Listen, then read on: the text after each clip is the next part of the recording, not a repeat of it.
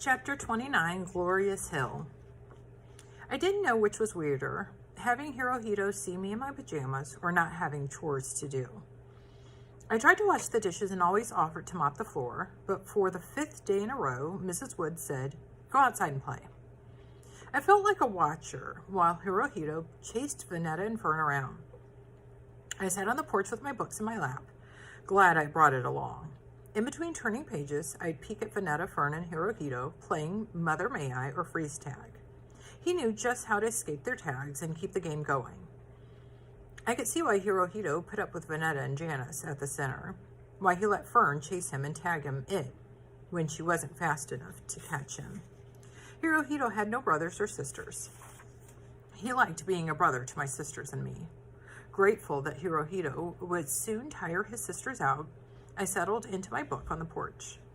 I could finish the chapters before it was time to come inside. I read my book, bright-eyed, breathing heavily, and rooted for Rontu to win against the pack of wild dogs, his former brothers. "Get him, Rontu, get him!" I didn't hear the quiet, that the sounds of playing in the yard had stopped. I looked up, and they were all standing around me with Hirohito's go-kart. "Hey, Delphine!" Vanetta and Fern giggled. Obviously, they were part of Hirohito's plan to sneak up on me. He smiled, pleased to have caught me unaware. "Want to try out my go-kart?"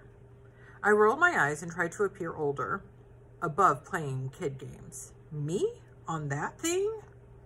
Vanetta and Fern started screaming that they wanted to ride. He tapped my sneaker with one of his dodgety high tops. "It's fun. You'll like it." Before this week, I would have said, "How do you know what I'd like?" My goal, to come off bored and older, slipped right out from under me. Inside, I felt like I was being pulled onto the 6th grade dance floor. I wanted to give him my hand and let him pull me up, but I felt too big. Tree-limbed, plain-faced. I'd probably look silly on the go-kart, just like I'd look silly matching steps with some boy in the multi-purpose room at school. I glanced down at that sawed-off piece of wood resting on top of a metal frame with skate wheels up front, tricycle wheels in the back, a rope on one end, a carpet square on the other. I had never seen Hirohito sit on the carpet square. He always rode belly down, arms spread out, and hands gripping the T-bar. It was a wonder he wasn't all scarred up. "Boy, you must be crazy. Stop being chicken. You can steer it. Those legs will reach the turn bar easy. Just hold on to the rope and keep it steady." Vanetta and Delphine snickered at Hirohito's carefree choice of words. I couldn't hit him for calling me a long-legged chicken after I had gobbled down his mother's fish and rice. I said, "I am not getting on your street roller. No way." Instead of saying, "Not on your street roller coaster," or "Yeah, no way, Jose," my sisters' voices failed to come to my rescue. Instead, Vanetta and Fern, mostly Vanetta, screamed and danced around us, pleading to take my turn on the go-kart. Hirohito shook his head, sorely disappointed, like he was Papa. "I didn't think you were scared, Delphine." "I am not scared of that thing." My voice hit notes it was not known for reaching. "Then come on." "No, chicken, I am not." He offered the rope to me and patted the carpet seat. "Just a block, not even a hill." I couldn't let him think I was weak and scared. Girl pride in a lower voice said, "I am not afraid of no hill." Before I knew it, we had come to a merry parade. Me sitting on the go-kart, my feet on the bars, Hirohito behind me pushing, and Vanetta and Fern at the rear, parading up Magnolia Street. What a sight. I sat hunched over, holding onto the rope with my big sneakers on the turn bar. All I could do was wrap the rope tighter around my hands and pray. How could I find my balance, let alone trust it? Surely balance was needed to ride on the rolling cart of danger. Where was my good common sense? The common sense that Big Ma always pointed out I was born with. I was mad at myself for letting this happen, letting them push me into riding down some hill on this wooden, bumpy, hot rod roller. I could fall over on my butt, scrape every inch of my skin on my legs, arms, and hands. I could look a stupid, scraped up, tangled up mess on top of it all, scream like a fraidy cat in front of my sisters. I hugged the rope, my heart pounding through my ears, down in my toes. None of that concerned anyone on the parade route. Hirohito pushed happily. My sisters skipped, clapped, and sang. They might as well have been singing "Crash, Dolphine, Crash!" Then Hirohito stopped pushing. Now the tips of my fingers pounded.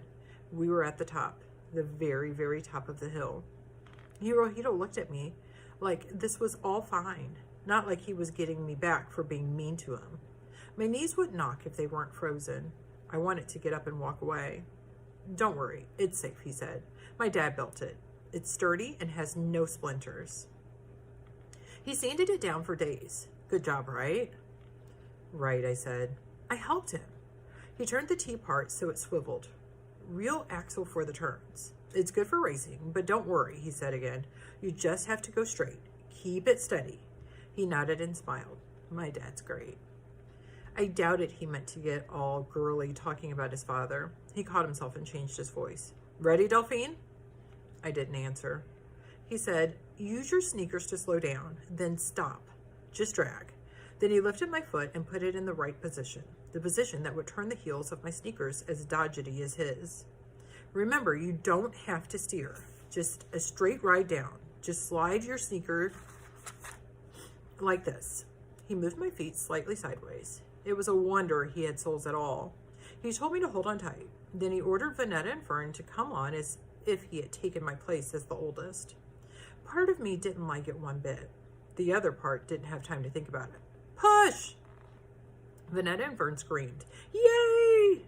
And I looked up, mad, scared, thrilled.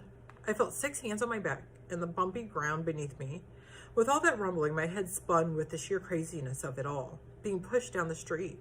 My sisters and Hirohito cheering and pushing and letting go, and time not ticking but racing by. It was too late to jump off while the go-kart rolled, its steel skate wheels hitting every bump and pedal on the sidewalk. I leaned left and right, trying to find my balance. Then forward, left, right, and forward, my drawn-up knees helping to keep me steady. There was a curve in the sidewalk. Not exactly straight, like Hirohito told me. To me, it was winding and dangerous, like the Chinatown Dragon. As the go-kart went faster, I felt the rumbling of the wheels hitting the concrete underneath me. I screamed so loud I startled myself. I had never heard myself scream.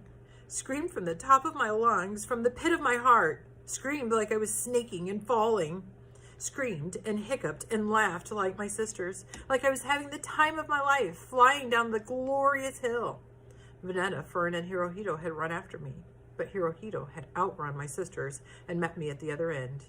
We were all together. Hirohito led the parade of him, Vanetta, and Fern, hooting and dancing around me.